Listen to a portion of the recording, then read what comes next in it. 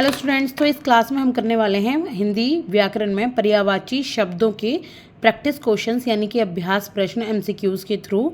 तो अगर आप किसी भी एग्ज़ाम की तैयारी कर रहे हैं जहाँ पर भी हिंदी आता है, आप यहाँ से तैयारी कर सकते हैं। बहुत सारी क्लासेस अवेलेबल हैं, प्लेलिस्ट अवेलेबल है, आप जाकर देख सकते हैं।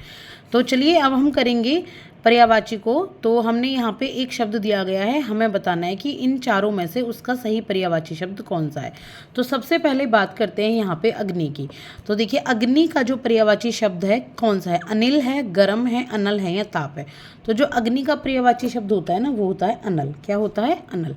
इसके बाद बात करेंगे अमृत की। तो अमृत का जो पर्यायवाची शब्द है वो है पीयूष। कौन सा है? पीयूष। और मेरे जवाब देने से पहले थोड़ी सी कोशिश करें कि आप चारों ऑप्शन पढ़ें, एक बार खुद से जवाब देने की कोशिश करें अपने मन मन में ही। इसके बाद है नंबर 3 आँख। तो आँख का पर्यायवाची शब्द क्या है? आँख का पर्यायवाची शब्द है यहाँ पे लोचन। क्या हो जाएगा? लोचन। तो number A is the correct answer. इसके बाद है आकाश। तो आकाश का पर्यायवाची शब्द क्या है बताइए? अनंत, पाताल, बितल या तल। क्या हो जाएगा आकाश का पर्यायवाची शब्द? आकाश का पर्यायवाची शब्द यहाँ पे हो जाता है नंबर ए अनंत। क्या हो जाएगा? अनंत। इसके बाद है कपड़ा। तो कपड़ा का पर्यायवाची शब्द क्या है? कपड़ा का पर्यायवाची शब्द परिधान, पटिका, पीताम्बर या लहंगा। बताइए क्या होगा? सिंपल सा है, नंबर ए परिधान इज द राइट आंसर। इसके बाद है कमल। तो कमल का पर्यायवाची शब्द क्या हो जाएगा? सरोज, सरोवर, पंख या पुष्प। बताइए क्या होता है कमल का पर्यायवाची शब्द? सरोवर तो नहीं हो सकता, पहले तो आप यहाँ से हटा। पुष्प भी नहीं होगा क्योंकि पुष्प तो कोई भी पुष्प हो सकता है। तो क्या होगा? Number A Saroj. जहाँ पे जय आता है ना, वहाँ पे पर्यायवाची शब्द होता है कमल का। इसके बाद है गंगा। तो गंगा का क्या होता है? हिम नदी, त्रिपथगा, पाताल नदी या भागीरथ। तो कुछ को तो एलिमिनेट कर दो, जैसे पाताल नदी को आप एलिमिनेट कर दो, पाताल नदी नहीं होता ये, और अब हिम नदी भी नहीं है ये। यहाँ पे जो इसका आंसर है गंगा का नंबर 7 का ये है यहाँ पे त्रिपथगा। कौन सी है? त्रिपथगा, 3 पथों की तरफ जो चलने वाली है। भागीरथी भी होता है लेकिन ये भागीरथ दिया हुआ है, ना कि भागीरथी दिया हुआ। इसके बाद है चांद। तो चांद का मयंक है, दिनकर है, भानु है या फिर रवि है। बताइए, बहुत आसान है। यहाँ सूर्य और चांद के मिक्स करके आपको दे दिए हैं, तो आंसर इसका नंबर ए हो जाता है मयंक। बाकी सब यहाँ आपको सूर्य के पर्यायवाची दे दिए गए हैं। इसके बाद है नदी। तो नदी का क्या है? आसान है, बहुत मिल गया, सरिता। ठीक है, नदी का क्या है यहाँ पे? सरिता। प्रवाह, धारा और जलधर नहीं है, सरिता है। इसके बाद है नंबर 10 पर्वत। तो पर्वत का पर्यायवाची शब्द क्या होता है? पत्थर, चट्टान, शिखर या मेरू। बताइए क्या होता है पर्वत का? पर्वत का होता है पर्यायवाची शब्द मेरू। ठीक है, क्या है? मेरू।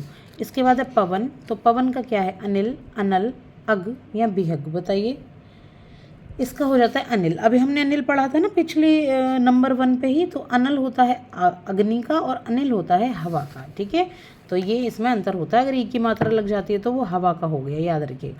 पति का क्या है? प्रिया, दारा, भार्या या साजन। बताइए क्या है पत्नी पति का पर्यायवाची शब्द? तो ये हो जाता है साजन। ठीक है, साजन। भार्या पत्नी का होता है, ये भी पत्नी का ही होता है। पानी जो है, पानी पर्यायवाची शब्द किसका है? मही। पर पानी का पर्यायवाची शब्द क्या? मही, मेदिनी, अम्बु या तरनी। बताइए, पता है क्या आपको इसके बारे में? तो पानी का जो पर्यायवाची शब्द है वो हो जाता है आपका अम्बु। क्या हो गया? अम्बु।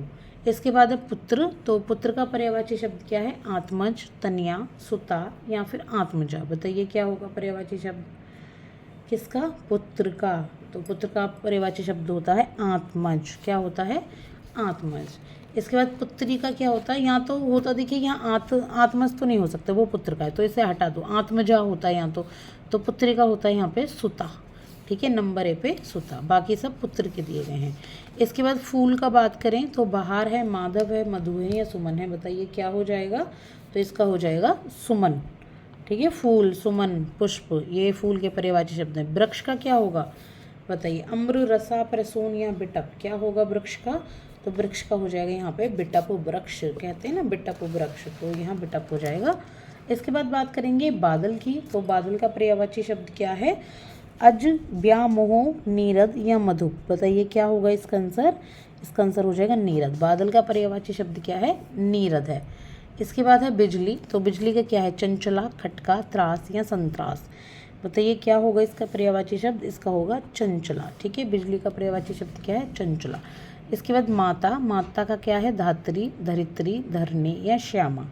तो इसका पर्यायवाची शब्द हो जाएगा आपका धात्री। माता का क्या है? धात्री। घोषणा का क्या होगा? आवाज़, पुकारना, ऐलान या ललकारना। बताइए, आसान है, बहुत आराम से पता लगा सकते हैं। ये हो जाएगा आपका ऐलान। उत्कर्ष का क्या होगा? आकर्षण, विकर्षण, उन्नति या निष्कर्ष। उत्कर्ष क्या होता है बताइए? तो उत्कर्ष का पर्यायवाची शब्द होता है उन्नति। इसके बाद उदय, उदय का क्या होगा? अंत, प्रगट, विकास या फिर व्यस्त। क्या होगा उदय का पर्यायवाची शब्द बताइए? ये हो जाएगा प्रगट। ठीक है, उदय प्रगट होना। दक्ष, दक्ष का क्या है? निपुण, किसी काम में निपुण है, कर्मठ है, समर्थ है या मेहनती है। तो नंबर ए, निपुण इज द राइट आंसर। इसके बाद 25th हमारा लास्ट क्वेश्चन, दैट इज संवाद। तो संवाद का क्या होगा? विवाद, संबोधन, झगड़ा या वार्तालाप।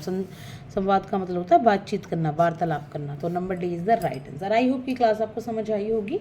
पसंद आई है तो प्लीज़ चैनल को सब्सक्राइब कीजिए। आगे की क्लास में हम आपको फिर से बहुत अच्छे यहीं पे प्रैक्टिस क्वेश्चंस कराएंगे, जो कि पर्यायवाची शब्द भी होंगे, जिसमें कि आपके समानार्थी शब्द भी होंगे और बहुत सारे गलत आपके जो आपके सेंटेंस होते हैं उनको सही करने के शब्द भी होंगे। तो ऐसे ही चलती रहेंगी ये क्लासेस जब तक आपके मेन एग्जाम्स अच्छे से नहीं हो जाते, चाहे वो HTET का एग्ज़ाम हो, चाहे CET का हो, जहाँ पर भी आपकी हिंदी आती है, तो आराम से यहाँ से आप उसकी प्रिपरेशन कर सकते हैं। Thank you so much.